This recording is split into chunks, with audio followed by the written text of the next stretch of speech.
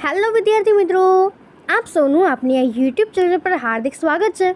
તો આજે હું તમારા માટે લઈને આવી છું ધોરણ 10 વિષય ઇંગ્લિશ યુનિટ 7 કચ્છ એન્ડ દેવયાનીના વોકેબ્યુલરીના ક્વેશ્ચન V1 to V7ની સમજૂતી, તે પણ આપણે ઇંગ્લિશની નવી બુક પ્રમાણે.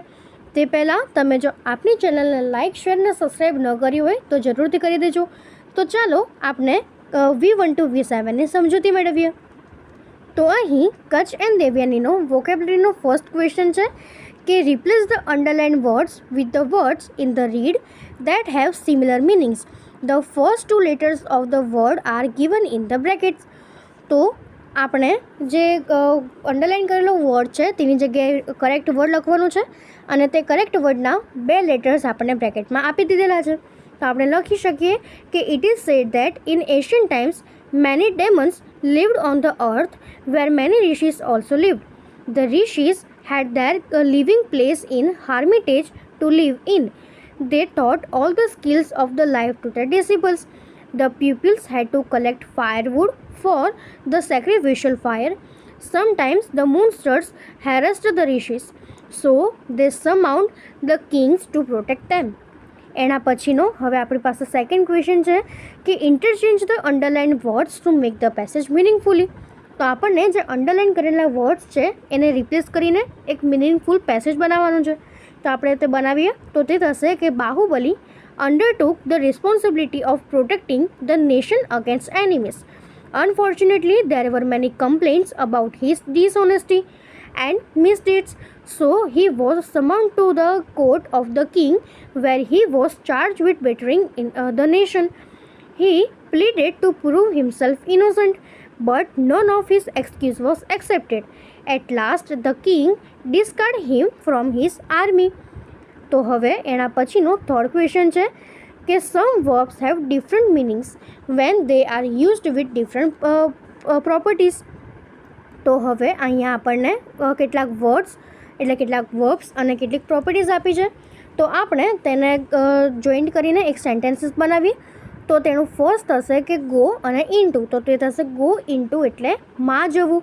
એનું સેન્ટેન્સ થશે કે whenever I have time I plan to go into this lesson deeply. Second go by એટલે પસાર થવું. તો તે થશે a year will go by and you will be in college. Third છે ગો ફોર એટલે કે પસંદ કરવું. તો I will go for pizza with cheese. Fourth છે રન ઇન્ટુ એટલે આકસ્મિક ભટકાઈ જવું. તો તે થશે the car run into a lamp post. એના પછી હવે ફિફ્થ છે કે રન ફોર. તો રન ફોર એટલે કે દોડવું. તો તેનું સેન્ટેન્સ થશે કે when he saw a lion he rain for his life. એના પછી સિક્સ્થ છે કે નાસી જવું એટલે રન ઓફ. તો તેનું સેન્ટેન્સ થશે કે the thief run of with all the cash. એના પછી સેવન્થ છે આપણી પાસે કે ટેક ફોર એટલે કે સમજવું. Your mother looks so young that I took Har for your sister. 8 take out એટલે બહાર લઈ જવું. તો તે થશે father took us out for a movie last Sunday. 9th take off એટલે ઉતરવું. એટલે તેનું સેન્ટેન્સ થશે please take off your shoes before you enter the room. 10th put in એટલે સમય આપવું અથવા તો મહેનત કરવી. તો તેનું સેન્ટેન્સ થશે the lord put in a lot of hard work to create a mother. એના પછી આપણી પાસે 11th નંબર છે કે પુટ ઇન્ટુ એટલે માટે ખૂબ પ્રયત્ન કરવો અથવા તો પરિશ્રમ કરવો. તો I have put a lot of hard work into this project. 12th put out એટલે કે ઓલવવું. The fireman quickly put out the fire. 13 put off. તો તે થશે મુલતવી રાખવું. એટલે તેનું સેન્ટેન્સ થશે the wedding was put off because of grandfather's illness. હવે એના પછીનો આપણો ફોર્થ ક્વેશ્ચન છે read these sentences carefully, then find out from the lesson the text having a similar words or groups of words. Write the number of the page and the column. તો આપણો તેનો first જે sentence છે તે છે the policeman came to the restaurant in search of an accost. તો તે થશે પેજ નંબર 1 કોલમ નંબર 2 અને એનું સેન્ટેન્સ થશે કે anyway you have come to me in search of knowledge. એના પછી આપણી પાસે સેકન્ડ જે સેન્ટેન્સ છે તે છે the supervisor knew why I was opening my compass box now and then. તો તે થશે page number 2 column number 1. In course of time the asurs found out why Kacha was staying with Shukracharya. એના પછી થર્ડ સેન્ટેન્સ છે the new accountant with his sincerely won the heart of the manager. તો તે થશે આપણું page number 2 column number 1. Because of his keen devotion and good service he won the favour of Shukracharya. હવે એના પછીનો આપણી પાસે ફોર્થ છે કે the disciple at the end of schooling got the blessing from the guru and return home. તો તે થશે page number 3 column number 1. Kacha stayed for some more time and then sought the blessing of his master to return home. એના પછી fifth છે we siblings spent our days of childhood with lot of fun. તો તે થશે page number 3 column number 2. we have spent happy days together as brother and sister.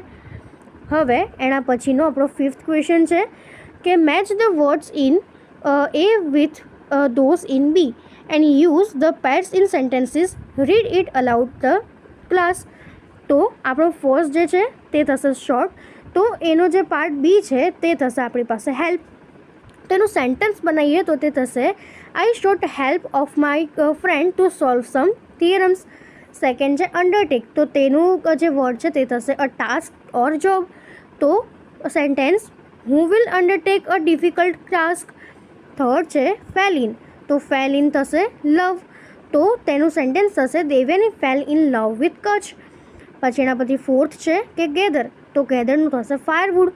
તો તે થશે he has gone to gather firewood from the forest. Fifth છે knew. તો ન્યૂનું થશે મેજિક. તો sentence the king knew magic so he could turn the princess into donkey. And last છે betray. તો બિટ્રેનું થશે આપણી પાસે ટ્રસ્ટ. તો તેનું sentence Rahul has betrayed the trust of the people. હવે એના પછીનો આપણી પાસે સિક્સ્થ ક્વેશ્ચન છે most nouns used for people have the same from male and female. તો આપણે આ જે ક્વેશ્ચન છે એમાં જે આપણને બોક્સમાં આપેલા કેટલાક વર્ડ્સ છે એ મેલ માટે વપરાય છે કે ફિમેલ માટે તે લખવાનું છે. તો ફર્સ્ટ છે સેલ્સમેન. તો તે મેન માટે વપરાય. સેકન્ડ છે એક્ટ્રેસ. તો તે ફિમેલ માટે વપરાય. થર્ડ છે ડૉક્ટર. તો તે મેલ ફિમેલ બેઉ માટે વપરાય. ફોર્થ છે કુક. તો તે મેલ ફિમેલ બેઉ માટે વપરાય. એવી રીતના ફિફ્થ છે કે જેન્ટલમેન. તો તે મેન માટે વપરાય. સિક્સ્થ છે પ્રોફેસર. તો તે થશે મેન ફિમેલ બેઉ માટે. વેટર. તો તે મેન માટે. વિડોવર. તો તે થશે મેન માટે. એવી રીતના જે લેન્ડલોર્ડ છે પણ મેન માટે. જર્નલિસ્ટ છે એ મેન ફિમેલ બેઉ માટે. પેઇન્ટર પણ મેલ ફિમેલ બેઉ માટે. પછી 10th છે કે bridge room.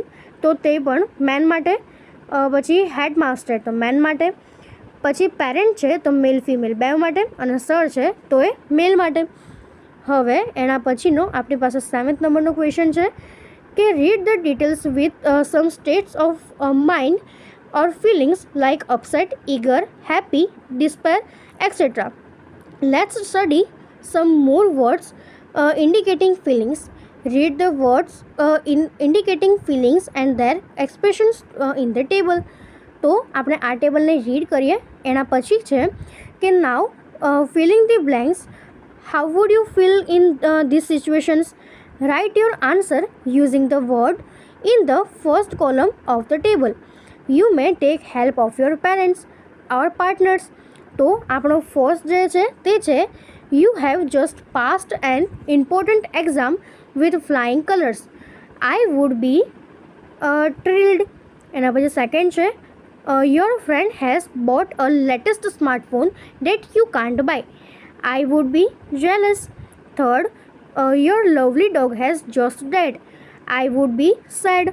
Fourth, you have to make a speech on the Teachers' Day for the first time. I would be anxious.